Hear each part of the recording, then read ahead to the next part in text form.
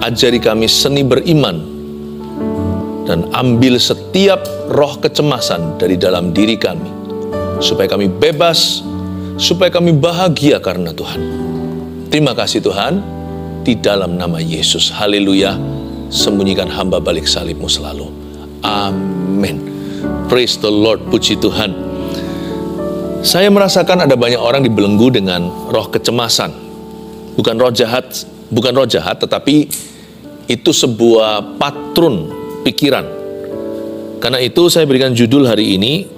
Judulnya agak keras karena ada kata bertobat di dalamnya, tapi memang sungguhan. Overthinking itu dosa. Itu bukan sifat. Bertobat dari overthinking. Matius 6 ayat 25-34. Ini adalah ayat-ayat yang banyak orang Kristen sudah tahu, anak-anak Tuhan tidak asing lagi. Jangan kamu khawatir itu. Coba saya bacakan dulu ayat 25 sampai ayat 34, oke? Karena itu aku berkata kepadamu, janganlah khawatir akan hidupmu, akan apa yang hendak kamu makan atau minum, dan janganlah khawatir pula akan tubuhmu, akan apa yang hendak kamu pakai. Bukankah hidup itu lebih penting daripada makanan, dan tubuh itu lebih penting daripada pakaian? Pandanglah burung-burung di langit yang tidak menabur dan tidak menuai, dan tidak mengumpulkan bekal dalam lumbung, namun diberi makan oleh Bapamu yang di sorga. Bukankah kamu jauh melebihi burung-burung itu? Siapakah di antara kamu yang karena kekhawatirannya dapat menambahkan sehasta saja pada jalan hidupnya? Dan mengapa kamu khawatir akan pakaian?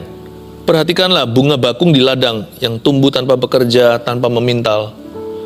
Namun aku berkata kepadamu, Salomo dalam segala kemegahannya pun tidak berpakaian seindah salah satu dari bunga itu.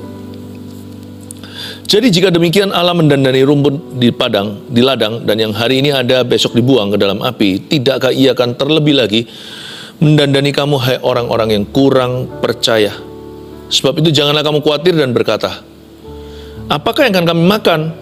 Apakah yang akan kami minum? Apakah yang akan kami pakai? Semua itu dicari bangsa-bangsa yang tidak mengenal Allah. Akan tetapi Bapamu yang di sorga tahu bahwa kamu memerlukan semuanya itu. Tapi carilah dahulu kerajaan Allah dan kebenarannya, maka semuanya itu akan ditambahkan kepadamu.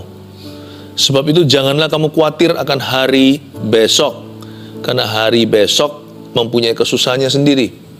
Kesusahan sehari cukuplah untuk sehari. Saya tantang Anda untuk berani berkata, cukup sudah, enough is enough. Cukup, aku cemas begini terus. Nanti kalau problema datang, kita cemas. Problema kita pergi, kita curiga. Kapan lagi problem baru datang? Dasar orang yang tidak pernah happy kita ini. Karena kita punya patron berpikiran, itu salah. Kita harus berani berkata, kecemasan sampai tahun ini saja. Enough, cukup. Sekarang saya sudah bebas. Saya bebas oleh darah-darahnya anak domba Allah. Saya bebas dari jalur pikiran ini. Bahkan, tahukah Anda bahwa overthinking itu termasuk dosa? Kok bisa? Coba baca ayat 25. Karena itu aku berkata kepadamu, janganlah khawatir akan hidupmu. Ini kata-kata Yesus ya. Yesus itu firman. Apa yang Yesus katakan itu standar Allah. Dan Yesus berkata di sini, pakai kata jangan, berarti itu perintah. Itu bukan himbauan, itu bukan saran.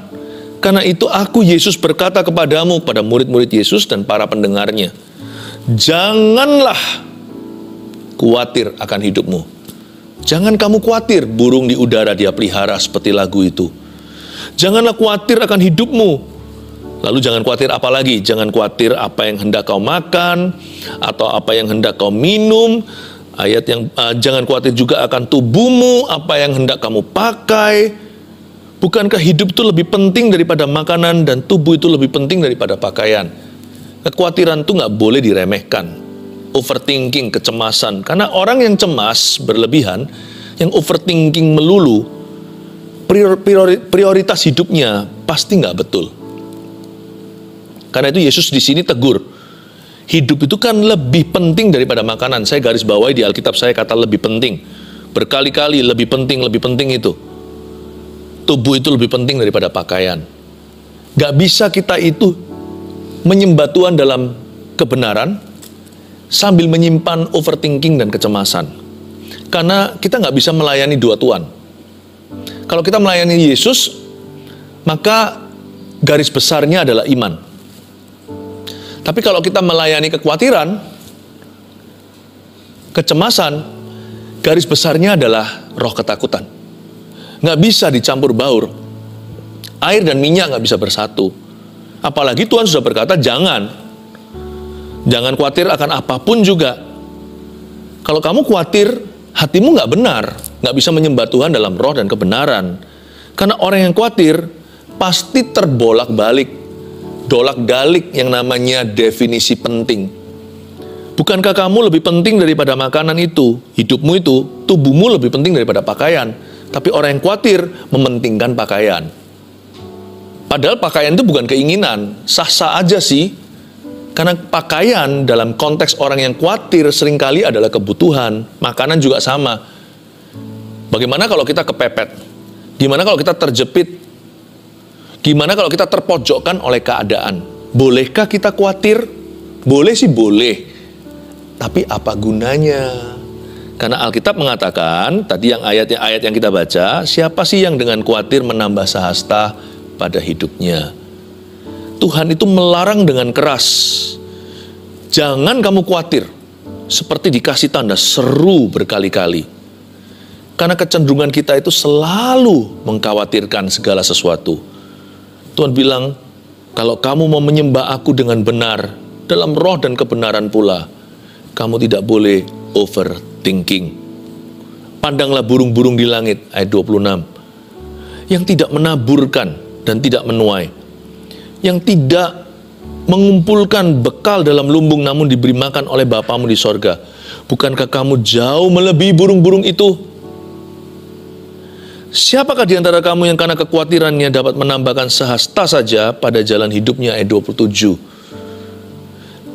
Perintah jangan kamu khawatir itu sangat fungsional.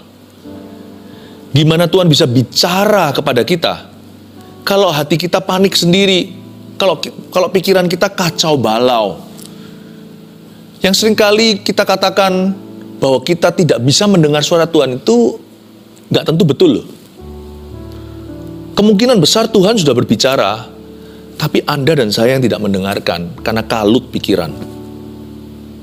Makanya Tuhan tuh berkata begini dalam ayat Alkitab. Tuhan berkata, tenanglah, ini aku, jangan takut. Waktu murid-muridnya panik sendiri, itu di atas lautan Danau Galilea. Yesus berjalan di atas air menghampiri mereka untuk tolong mereka. Tapi mereka berkata, ini hantu. Tuhan berkata, tenang. Kalau kamu nggak tenang, Tuhan akan kira-kira kamu hantu nanti. Jangan-jangan hantu dikira Tuhan. Ketakutanmu dikira nanti inilah realita yang akan terjadi. Nanti tidak akan bisa berpikiran lurus. Dan selalu tidak akan bertemu dengan rencana Yesus. Tuhan berkata dengan jelas di sini, kamu nggak bisa khawatir dan menambah sehasta. Kamu harus putuskan hari ini, mau overthinking atau belajar beriman. Mau manjakan perasaan kecemasan atau mau lawan? Dari sini kita tahu dari perintah Yesus jangan khawatir. Berarti siapa melanggar ini, berarti melanggar perintah Tuhan. Sekalipun ini bukan 10 perintah Allah, karena 10 perintah Allah tidak ada salah satunya berbunyi, jangan kamu khawatir. Tapi ini perintah Yesus, sama saja. Jadi siapa yang melanggar ini, melanggar firman. Siapa yang khawatir berarti berdosa. Aduh Pastor Philip, kok berat ya vonisnya? Iya, kita harus tahu dulu supaya kita bisa lawan dia. Kalau kita nggak tahu sesuatu itu penyakit di tubuh kita, kan nggak dikasih obat, bahkan nggak ke dokter pula. Waktu kita menyadari bahwa badan kita mengirimkan sebuah sinyal, ada yang nggak beres dengan jantungku, atau ada yang nggak beres dengan pandangan mataku, kok kabur. Ada yang tidak beres dengan pendengaran telinga saya. Kenapa kok bunyi nging begini? Dan ini constantly atau secara konsisten. Kalau kita tidak bisa menyadari bahwa ini adalah sakit penyakit atau sesuatu yang perlu ditanggapi secara serius, kita bisa lengah dan membiarkan itu terjadi, lalu nanti terlambat diobati. Orang menganggap overthinking itu normal. It's not, my friend. It is not normal. Tidak normal. Jangan dijadikan standar normalmu. Jangan dijadikan new normalmu. Sebab itu bukan dari ciptaan Allah. Overthinking itu keluar dari jalan hidup yang salah. Minimal jalan pikirannya. Cara dia berpikir itu loh nggak betul. Disitulah akhirnya roh jahat menjajah. Bukan kesurupan memang, tapi seperti ditindih. Orang ditindih waktu tidur ya kan? Ada yang ngalami begitu. Ini ditindih waktu bangun. Hatinya itu ditekan. Seperti ada kuasa kegelapan yang menekanmu 24 jam sehari, 7 hari seminggu.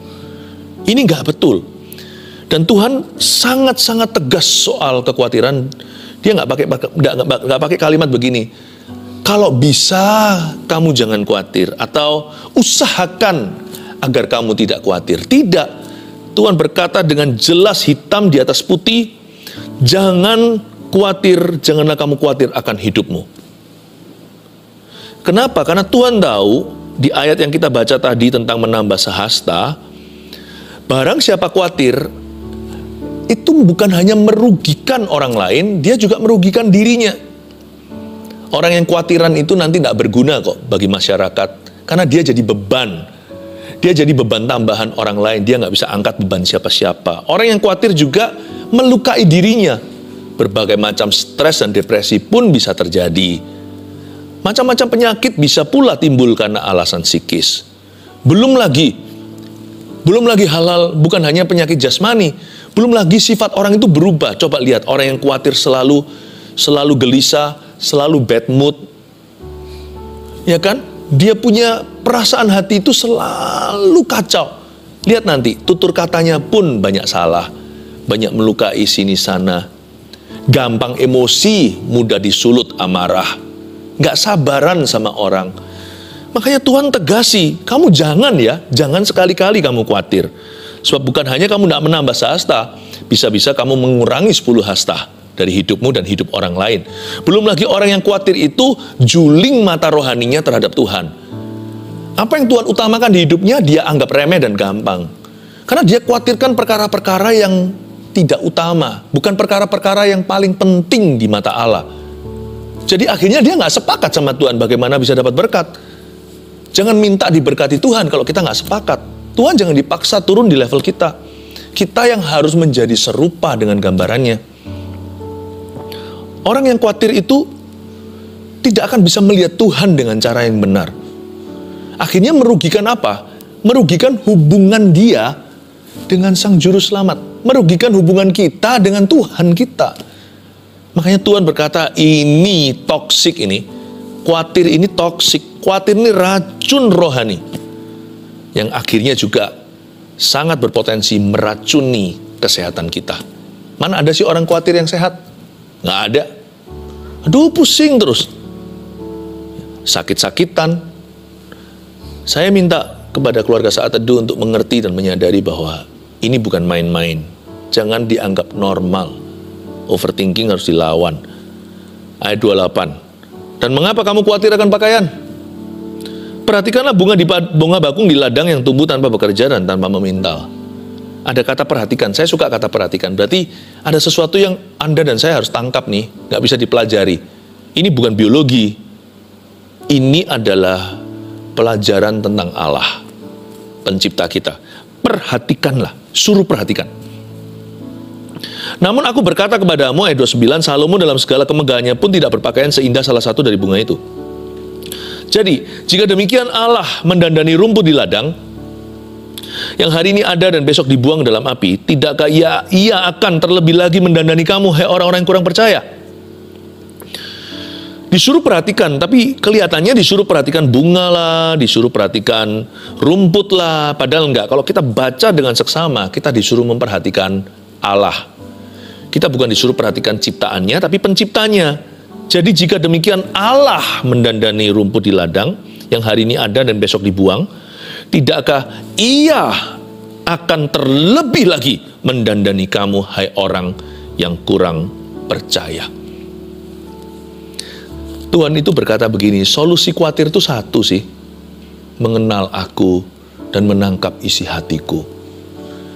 Coba kalau kita diem aja 5 menit, daripada kita itu panik 5 jam, daripada kita itu khawatir 5 hari, daripada kita stres 5 minggu, daripada kita merugi 5 tahun, 5 menit aja, berhenti sejenak. Ingat kasih-Nya, ingat kebaikan-Nya, dan anugerah-Nya, selamatkanku. Sebab kasih-Nya setinggi langit, kasih setia Allah Bapa kita. Besar kasih Allah pada kita. Kalau kita mau ingat aja, kita mau memperhatikan Allah kita, dan kita berkata, Bapa, ajari aku 1-2 hal tentang dirimu, tiap hari 1. Aku ingin menangkap isi hatimu. Jangan hanya membaca Alkitab demi sekedar demi untuk membaca dan menyelesaikannya. Tangkap hatinya Allah itu loh. Tangkap hatinya. Jangan jadi yes man semata-mata, hanya melaksanakan perintah. Kita juga punya sih orang-orang seperti itu dalam hidup kita, ya kan? Baik sih, saya bersyukur untuk semua tipe orang. Tapi ada orang-orang yang hanya melakukan perintah, tapi nggak pernah ngerti-ngerti hati kita.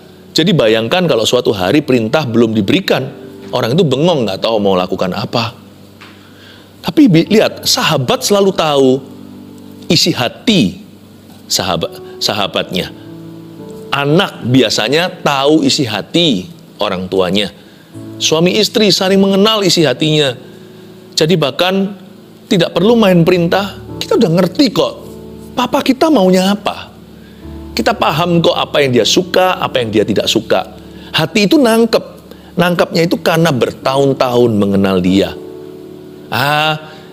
Waktu kita bicara sama seseorang, kita bisa bilang, ini kalau papaku tahu pasti dia nggak suka nih.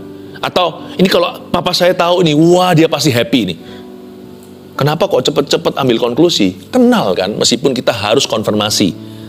Jangan ambil keputusan sendiri kalau itu bukan wewenangmu. Tapi di hati kita tahu kok, orang lain hanya mereka, kira-kira gimana ya? Pak Bos, mau nggak ya proposal begini? Wah, ini papaku dari dulu suka yang begini. Tapi coba saya tanyakan papa saya ya. Atau sebaliknya, udah yang kayak beginian, papa saya paling benci. Papa saya itu orangnya begini, titik, lanjutkan sendiri. Nanti ya saya bawa ke papa untuk konfirmasi, kamu tanya dia sendiri aja. Tapi menurut saya, ya, paham saya, pengenalan saya akan ayahku sendiri adalah, yang beginian itu dia paling nggak suka. Karena ayah saya itu orangnya nggak begitu. Malah justru papa saya itu orangnya begini. Kok bisa ya? Hanya anak kan, pegawainya nggak bisa tahu kan. Atau orang tangan kanan yang bisa kenal. Disuruh perhatikanlah. Bukan rumput di ladang, bukan bunga di padang. Perhatikanlah Allah. Tidakkah Ia akan terlebih lagi mendandani kamu? Kalau kita tahu isi hati wataknya Tuhan, Bapak itu tidak mikir investasi. Bayangin, itu bunga di padang dihiasi, rumput juga, hijaunya kayak begitu. Besoknya dia layu dan dibuang orang ke dalam api. Atau dia tersengat dengan sang surya matahari. Itu aja sehari aja. Satu siang aja untuk dinikmati, itu pun banyak orang gak menikmati dengan matanya karena hanya lalu lalang saja. Bapak kasih full house. Bukan karena Bapak berkata, apa ya returnnya ya? Apa kembaliannya untuk aku? Aku dapat apa dari ini? Bapak kalau memberkati itu nggak pakai embel-embel. Kalau aku berkati kamu, nanti kamu harus melayani aku. Kalau aku berkati kamu harus memberi persembahan. Nggak ada. Makanya saya juga nggak pernah kok sama Tuhan itu kasih janji-janji, Tuhan kalau engkau berkati gini, saya jauhkan yang gitu-gituan. Karena saya kenal watak Bapak saya. Dengar baik-baik ya, Papa saya ya, Bapak rohani, Bapak saya di dalam sorga. Bapa segala roh, kata Ibrani. My Father in heaven. Orangnya gini, saya beritahu ya sekarang. Dia itu kalau memberi tanpa pamrih.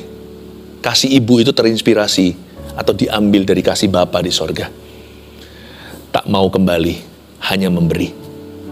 Bapa itu kalau ngasih, meskipun cuma 1 hari, besok hangus, dia tetap memberikan yang terbaik. Karena memang itu sifatnya. Dia maha murah.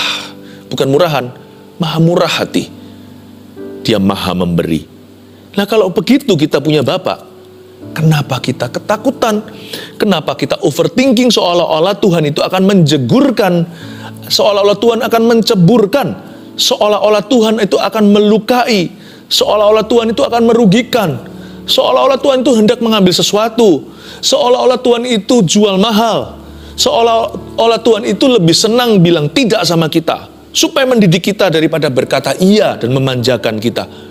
Tuhan tidak pernah memanjakan, I know. Tapi jangan pakai alasan mendidik. Dia adalah pendidik yang paling tinggi. Berarti dia jahat. Berarti dia itu keras. Bukan hanya ketegasan Tuhan saja yang patut kita pelajari. Tangkap isi hatinya, dia murah hati.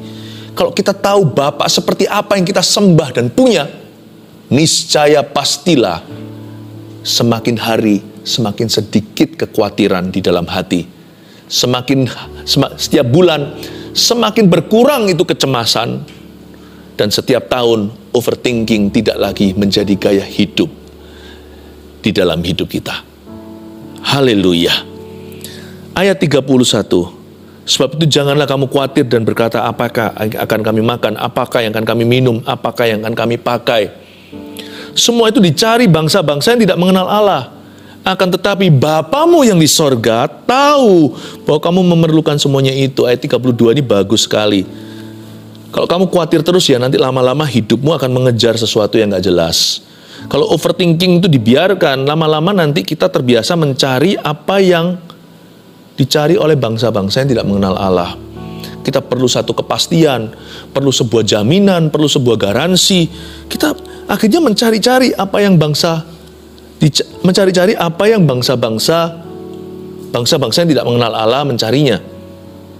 Akan tetapi Bapamu yang di sorga, lihat, pandang dia. Kita punya Bapa seperti itu yang kita sembah dan punya. Wow, bukankah kalau kita punya Bapa yang demikian, overthinking gak punya tempat dalam jiwa kita? Diganti apa ya overthinking anaknya ya? Diganti rasa syukur gimana? Diganti pengakuan iman bagaimana? Lebih baik bukan? Gak ada ruang, gak ada tempat. Hatiku full house, hatiku full praise, hatiku full faith, hatiku full thanksgiving, hatiku penuh dengan syukur dan pujian. Seperti lagu, hatiku penuh nyanyian, hatiku penuh nyanyian, hatiku penuh dengan pujian. Ayat 33, tapi carilah dahulu kerajaan Allah dan kebenarannya, maka semuanya itu akan ditambahkan kepadamu. Di sini aktivitasnya.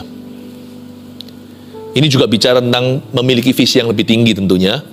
Janganlah hidupmu seputar hanya sekedar mengumpulkan barang-barang yang fana.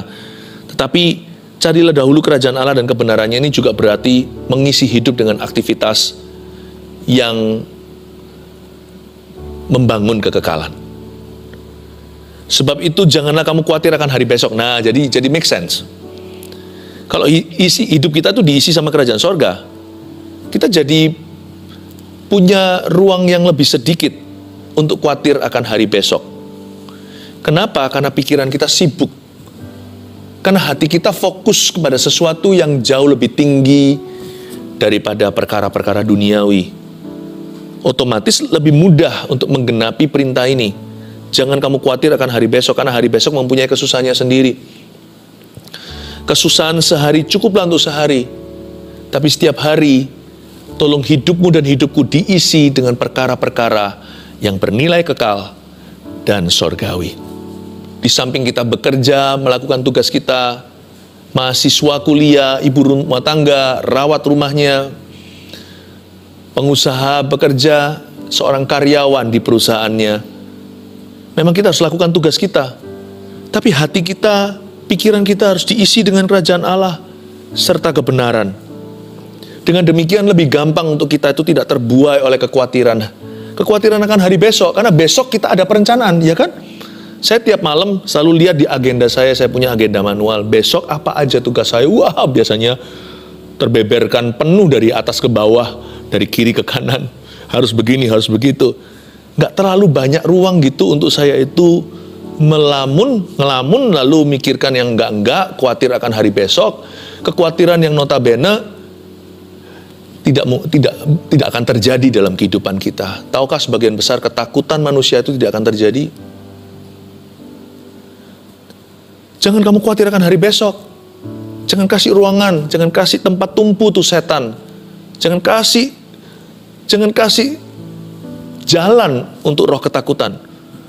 Kalau kita ke depan itu ada rencana, semua ada planning, kita patut membuat perencanaan. Kalau kita tidak berencana, berarti kita rencana itu gagal, ya kan? Jangan kamu khawatir akan hari besok. Kalau agendamu diisi dengan kerajaan Allah dan kebenarannya, maka lebih gampang kita itu untuk tenang. Kesusahan sehari cukuplah untuk sehari. Daripada orang yang nganggur pikiran, letih lelah dan letih lesu sendiri. Daripada begitu, mendingan otak ini diisi dengan hal-hal yang penting, yang perlu, yang membangun, lalu belajar serahkan sisanya kepada Tuhan. Saya ngerti suatu hari kita boleh punya rencana. Suatu hari kita semua akan punya hari terakhir kita hidup di dunia. Kalau Tuhan belum datang loh ya.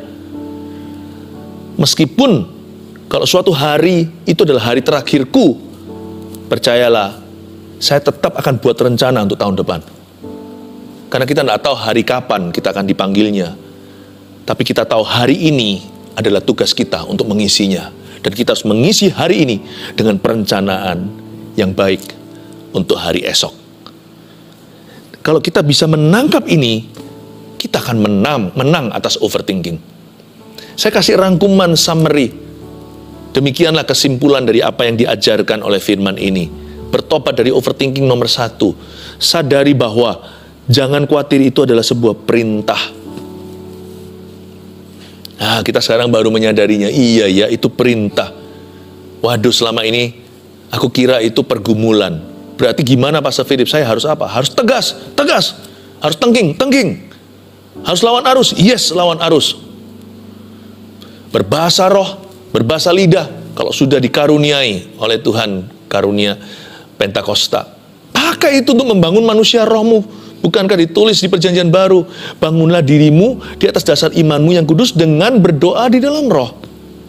Berdoalah dalam roh dan bangunlah dirimu di atas dasar imanmu yang kudus itu. Baca firman, jangan bengong pikiran, lalu terus pikirannya itu ke ujung-ujung dunia yang gak jelas, atau kepada sesuatu yang bukan berada di dalam kendalimu. Daripada gitu, mendarat di ayat. Yes, ya itu dia, mendarat di ayat. Itu jauh lebih berguna daripada terbang di awan-awan. Baca Alkitab, pejamkan matamu setelah itu dan berkata, terima kasih, aku terima firman ini dengan iman. Biarkan firman ini bertumbuh 30-61 kali ganda di dalam jiwaku. Begitu. Lawan. Keluarga Saat Teduh, sadari bahwa jangan khawatir itu adalah sebuah perintah. 2, perkuat hubungan dengan Bapa, lalu tangkap isi hatinya. Perhatikanlah Bapa, bukan bunga di padang, bukan rumput di ladang. Perhatikan Bapa penciptamu, bukankah Ia akan menghiasimu? Rumput aja dihiasi. Perkuat hubungan dulu dengan Bapa. Mustahillah kita bisa tangkap isi hatinya kalau kita tidak melekat, kalau kita tidak mendekat kepada Tuhan dan melekat serta merapat. Langkah pertama itu bukan kenal dulu, tapi datang dulu. Langkah ke-1 itu adalah langkah iman untuk melangkah mendekat Tuhan. Ya, mulai bangun mesbahmu yang runtuh. Udah gak ada waktu saat teduh pribadi atau saat teduh bersama. Mulai bangun kembali. Seperti mesbah Elia itu. Lalu nantinya api turun. Api kan gak turun sembarangan kalau gak ada mesbahnya. Api juga tidak akan diturunkan. Bangun. Perkuat hubunganmu dengan Bapa. Lakukan kembali aktivitas-aktivitas rohani yang membangun imanmu. Lalu setelah itu jangan hanya lakukan itu sebagai religi atau sesuatu rutinitas. bahkan liturgi. Setelah Anda merapat, mendekat pada Tuhan, usahakan untuk tangkap isi hatinya, seperti kalau di dalam kelas gitu ya, guru lagi berceramah atau mengajarkan matematika, fisika, atau bahasa Inggris, atau bahasa Indonesia. Anda jangan tertidur, jangan juga melamun, jangan gambar-gambar yang nggak jelas, dengan tangan yang sudah siap di laptopnya, atau zaman dulu pensil dan buku tulisnya.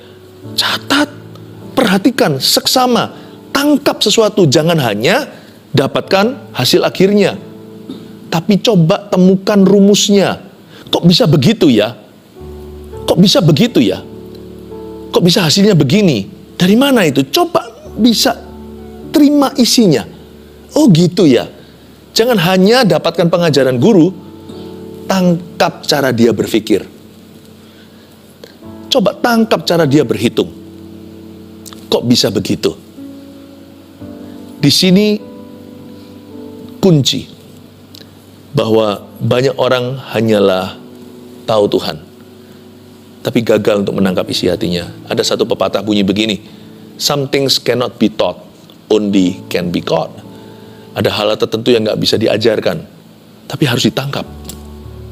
Karena itu saya berdoa supaya Anda menangkap isi hati Allah. Yang ketiga, isi hidup dengan aktivitas kerajaan sorga seperti misi dan pelayanan. Ini bukan berarti hanya misi dan pelayanan saja loh ya, lalu nggak bekerja, nggak kuliah, nggak sekolah, lalu semua nilainya buruk, pekerjaannya juga terbengkelai. Jangan lakukan itu, hidup harus seimbang. Tetapi setelah kita bekerja sebaik-baiknya, sekolah sebaik-baiknya, lakukan tanggung jawab kita, isilah hidupmu juga dengan aktivitas kerajaan sorga, seperti misi dan pelayanan. Karena hal-hal itu akan membantu kita untuk tidak fokus pada diri sendiri.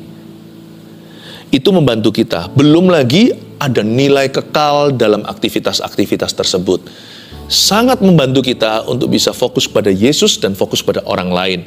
Lama-lama, tanpa kita sadari, kita sembuh sendiri dari overthinking itu. Kalau hidupmu terisi dengan apa? Diisi dengan aktivitas kerajaan sorga, seperti pelayanan, seperti misi.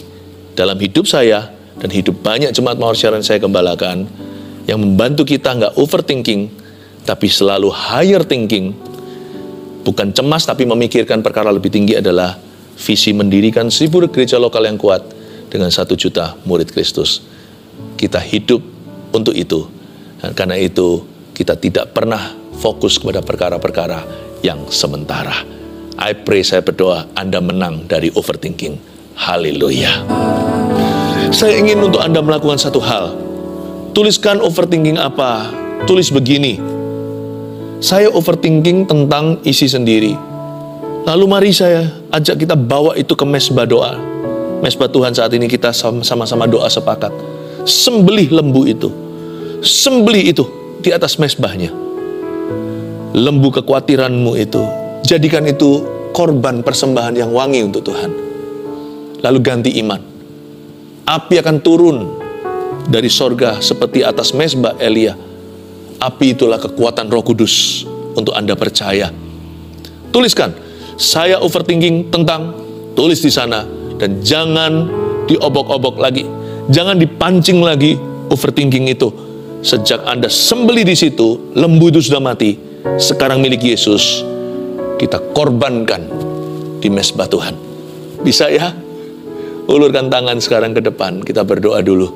Tuhan Yesus, hamba berdoa, aku patahkan semua roh kecemasan, kegelisahan. Ya Tuhan, overthinking ini. Mulai sekarang kami menyadari bahwa ini adalah dosa. Sekalipun tidak tertera dalam 10 perintah Allah, ternyata ini belenggu dosa. Aku tolak dalam nama Yesus. Aku lawan arus untuk percaya Yesus. Hamba-Mu yaitu membawa semua persembahan dan korban daripada jemaat, berupa kekhawatiran yang diserahkan pada Tuhan. Amin. Bawa ke hadapan-Mu Tuhan, terimalah sebagai korban persembahan petang, wangi-wangian. Terimalah ya Tuhan, as a sweet fragrance, ya Tuhan, sebagai korban yang harum di hadapan-Mu. Gantikan dengan iman ya Tuhan, di mana dulu ada kecemasan. Turunkan api Roh Kudus, kekuatan yang baru. Untuk mulai hari ini belajar berjalan dalam percayanya, untuk belajar beriman, dan untuk mengalami damai sejahtera. Dalam nama Yesus.